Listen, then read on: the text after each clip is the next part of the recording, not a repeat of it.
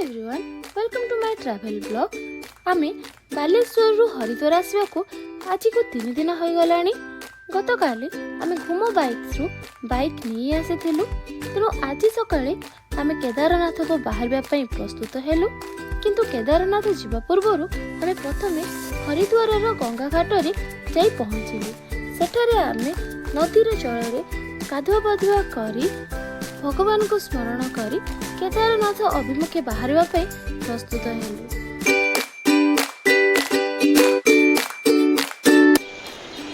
सो hey guys, हमने आज हरिद्वार रे हमने गंगा घाट रे बस जोड़ी की मामा आ मासी जण होती पानी गाधुचंदी आ मु आज ड्रेस लेती एंड ऑल्सो एडी बसती पूरे आ देखु से गाधेया बेले आ ओठी बहुत लोक माने अछुती,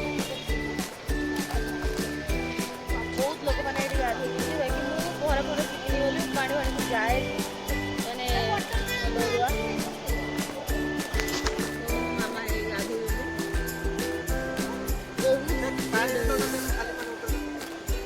खाली पानी बोतल यस गंगा जल लगे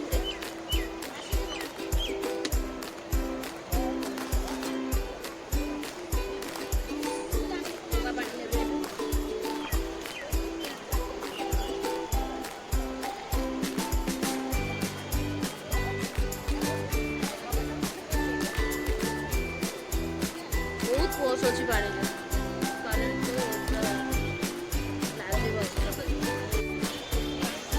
सो बहुत सारा फोटो नेला मुझे पुणी आउे रणभू पाक सो से समस्ते ये गाधेले बहुत बेसी पानी करेन्ट अच्छी मैंने तो ओल्ला कथा भी भाव तो बहुत लोक मैंने गाधौंट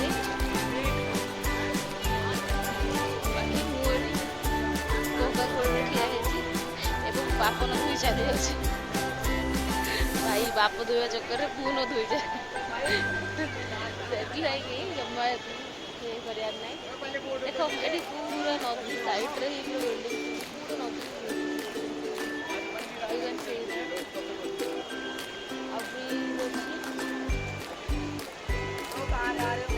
लाल कौन गोटे लाल कौन लाल पटनी ब्रिज ना कौन आउटा हरिद्वार घाट मेन घाट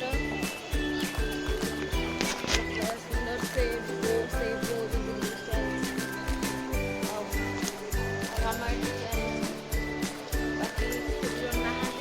बाइक बुक करने आसिक बाइक बुक कर बाइक ऑन रेंट लेकिन आपने बुझे बहुत सारा जगह एक्सप्लोर करेंगे। तो जब आपने इंडिपेंडेंटली बुक जगह बुझाई चाहते बुक करके बुझी पारे आम कल आम गोटे बाइक बुक करूँ जो आम केदारनाथ आज यात्रा स्टार्ट करूँ। मामा एका आज ये हरिद्वार बुलवे ऋषिकेश बुलवे घर को पलैबे आम आज जा केदारनाथ तापर 2 दिन पर बद्रीनाथ। तो आम फुल्ली 6 दिन बाइक पूरा रेंट ले मामा एका बाइक करने स्कूटी करने बुक करके आसते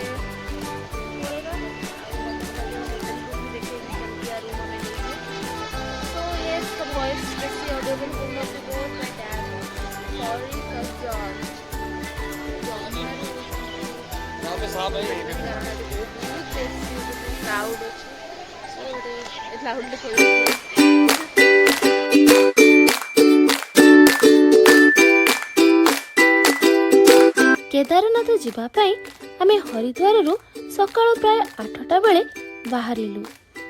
हरिद्वार रु केदारनाथ पाखापाखि 230 किलोमीटर रास्ता थिला। तेणु यही रास्ता को आमको दिन मध्य कभर करिवार थिला, कारण संध्या हो गले से रास्ता रे गाड़ी चलाइबा असंभव प्राय थिला। एक तो नूतन रास्ता ता ऊपर पुणी पहाड़िया अंका बंका उच्च खाल ढीप रास्ता, केउठारे संकीर्णतार भय तो केउठारे लैंडस्लाइड रो भय। तेणु ए सब को अतिक्रम करी हमको जेमिति भी हो संध्या सुधा सोनप्रयाग रे पहुंचबार थिला। कहीं ना सोनप्रयाग रु आग को आउ गाड़ी जाई परिबो नहीं, सेठा को आपन को ट्रैकिंग करी ही जीवा को पड़िबो।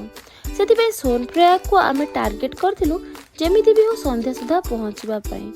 କିନ୍ତୁ ଆମେ ଋଷିକେଶ ପହଞ୍ଚିଲା ବେଳକୁ ସେଠାରେ ବହୁ ପରିମାଣରେ ଭିଡ଼ ହୋଇଥିଲା, କାରଣ ଋଷିକେଶରେ ରିଭର ରାଫ୍ଟିଂ ବହୁତ ପ୍ରସିଦ୍ଧ ଅଟେ। ସେଥିପାଇଁ ବହୁ ଲୋକମାନେ ସେଠାକୁ ଯାଉଥିଲେ ଏବଂ ବହୁତ ପରିମାଣରେ ଭିଡ଼ ମଧ୍ୟ ହୋଇଥିଲା। ତେଣୁ କେବଳ ଋଷିକେଶ କ୍ରସ୍ କରିବାକୁ ଆମକୁ 1 ଘଣ୍ଟା ସମୟ ଲାଗିଗଲା। କିନ୍ତୁ ଏହି 1 ଘଣ୍ଟା ମଧ୍ୟରେ ଆମେ ଦେଖିଲୁ ଗଙ୍ଗା ନଦୀର ମନମୁଗ୍ଧକର ଦୃଶ୍ୟ ଏବଂ ରାମଝୁଲା ଲକ୍ଷ୍ମଣ ଝୁଲାର ଦୃଶ୍ୟ। ଯଦିଓ ମୁଁ ସେଠାକୁ ଯାଇପାରିଲି ନାହିଁ, କିନ୍ତୁ ଦୂରରୁ ଏସବୁକୁ ଦେଖିଲି। ଏହାପରେ ଆମେ ସିଧା ଯାଇ ପହଞ୍ଚିଲୁ ଦେବପ୍ରୟାଗ ଠାରେ। ଏଠାରେ ପ୍ରୟାଗ ଶବ୍ଦର ଅର୍ଥ ହେଉଛି 2 ବା ତତୋଧିକ ନଦୀର ମିଳନ ସ୍ଥଳ। ଏହି ଦେବପ୍ରୟାଗରେ ଅଳକାନନ୍ଦା ଏବଂ ଭାଗୀରଥୀ ନଦୀର ମିଳନ ହୋଇଅଛି ଏବଂ ସୃଷ୍ଟି ହୋଇଛି ଗଙ୍ଗା ନଦୀର। ତେଣୁ ଏହି ଦେବପ୍ରୟାଗ ଆମେ ଦେଖିଲା ପରେ ଆଉ ଆଗକୁ ଆଗେଇ ଚାଲିଲୁ। ଆଉ କିଛି ବାଟ ଗଲା ପରେ ପଡ଼ିଲା ରୁଦ୍ରପ୍ରୟାଗ, ଯେଉଁଠାରେ ମନ୍ଦାକିନୀ ନଦୀ ଅଳକାନନ୍ଦା ନଦୀ ସହିତ ମିଶିଅଛି ଏବଂ ଏହି ନଦୀଟି ଆଗକୁ ପ୍ରବାହିତ ହୋଇଅଛି। ଏହିଠାରୁ 2ଟି ରାସ୍ତା ପଡ଼ିଅଛି, ଗୋଟେ ବାମକୁ ଗୋଟେ ଡାହାଣକୁ। ଯଦି ଆପଣ ଡାହାଣ ପଟେ ଯିବେ ତାହେଲେ ଆପଣ ବଦ୍ରୀନାଥରେ ଯାଇ ପହଞ୍ଚିବେ, ଆଉ ଯଦି ବାମ ପଟେ ଯିବେ ତାହେଲେ ଆପଣ କେଦାରନାଥକୁ ଯିବେ।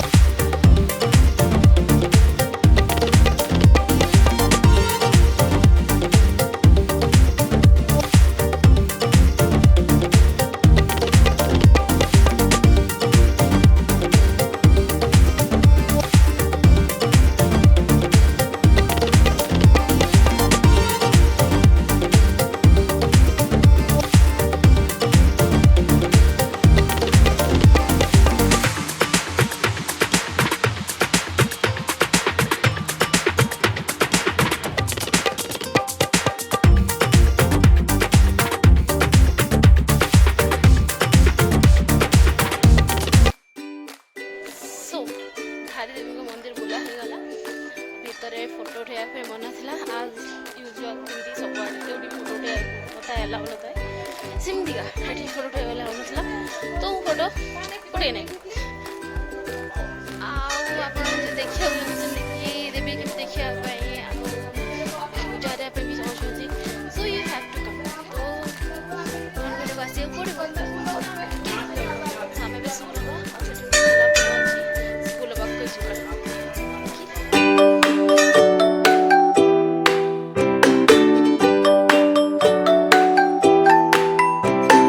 ଆମେ ଯେହେତୁ ସର୍ବପ୍ରଥମେ କେଦାରନାଥ ଯିବା ପାଇଁ ଚାହିଁଥିଲୁ, ସେଥିପାଇଁ ଆମେ ବାମକୁ ଗଲୁ। କିଛି ବାଟ ପରେ ଆମେ ଗୁପ୍ତକାଶୀ ଠାରେ ପହଞ୍ଚିଲୁ। ଗୁପ୍ତକାଶୀ ଠାରୁ ଆଗକୁ ରାସ୍ତା ଆହୁରି ସଂକୀର୍ଣ୍ଣ ହୋଇଯାଇଥିଲା ଏବଂ ବହୁ ପରିମାଣରେ କାର, ବସ୍, ବାଇକ୍ର ଲାଇନ୍ ଲାଗିଥିଲା, କାରଣ ସୋନପ୍ରୟାଗ ଠାରୁ ଗୁପ୍ତକାଶୀ ପର୍ଯ୍ୟନ୍ତ ରାସ୍ତା ଫୁଲ୍ଲି ପେକ୍ ଥିଲା। ଗୋଟେ ଗୋଟେ ଗାଡ଼ି ଯାଇ ପାର୍କିଂ ହେଉଥିଲା, ତାପରେ ଯାଇକି ଲାଇନ୍ କ୍ଲିୟର ହେଉଥିଲା। ତେଣୁ ଏହିପରି ଅବସ୍ଥାରେ ଆମକୁ ସେଠାରେ ପାଖାପାଖି 2 ଘଣ୍ଟା ଷ୍ଟ୍ରଗଲ୍ କରିବାକୁ ପଡ଼ିଲା। 2 ଘଣ୍ଟା ପରେ ପାଖାପାଖି ସନ୍ଧ୍ୟା 8ଟା ବେଳକୁ ଆମେ ସୋନପ୍ରୟାଗରେ ପହଞ୍ଚିଲୁ। ସୋନପ୍ରୟାଗରେ ଆମେ ଅଲରେଡ଼ି ଅନଲାଇନ୍ରେ GMVN ଗଡ଼ୱାଲ ମଣ୍ଡଳ ବିକାଶ ନିଗମର ୱେବସାଇଟ୍ରୁ ଗୋଟେ ହୋଟେଲ ବୁକ୍ କରିଦେଇଥିଲୁ। ଯଦିଓ କୌଣସି ରୁମ୍ ଖାଲି ନଥିଲା, ତଥାପି ଡର୍ମିଟେରୀରେ ଆମେ ରୁମ୍ ବୁକ୍ କରିଥିଲୁ। ଡର୍ମିଟେରୀରେ ଏକା ସାଙ୍ଗରେ 8 ଜଣ ରହିବାର ସୁବିଧା ଥିଲା। ଆମେ ଯେହେତୁ ବହୁତ ଲେଟ୍ରେ ପହଞ୍ଚିଲୁ, 8ଟା 8:30ରେ ପହଞ୍ଚିଲୁ, ସେଥିପାଇଁ ସମସ୍ତେ ଅଲରେଡ଼ି ଆସିଯାଇଥିଲେ ଏବଂ ପରଦିନ ଟ୍ରେକିଂରେ ଯିବା ପାଇଁ ସମସ୍ତେ ଶୋଇ ମଧ୍ୟ ପଡ଼ିଥିଲେ। ଆମେ ସେଠାରେ ରାତିରେ ରହିଲୁ। ତା ପରଦିନ ସକାଳେ ଆମେମାନେ କେଦାରନାଥ ଯିବା ପାଇଁ ପ୍ରସ୍ତୁତ ହେଲୁ। ତ ଏହାପରେ ଆମେ କେଦାରନାଥ କେମିତି ଗଲୁ, ଆକ୍ଚୁଆଲି କେଦାରନାଥ ଯିବା ପାଇଁ ଅନେକ ଉପାୟ ଅଛି। ଆମେ କେଉଁ ଉପାୟଟି ଗ୍ରହଣ କଲୁ ଏବଂ କେମିତି ଆମେ ବାବାଙ୍କର ଦର୍ଶନ କଲୁ, ତାହା ଆମେ ଜାଣିବା ନେକ୍ସଟ ଭିଡ଼ିଓରେ। एते पर्यंत भिडियोटी को देखिथिबा पई आपण माननकु धन्यवाद। Thank you for watching.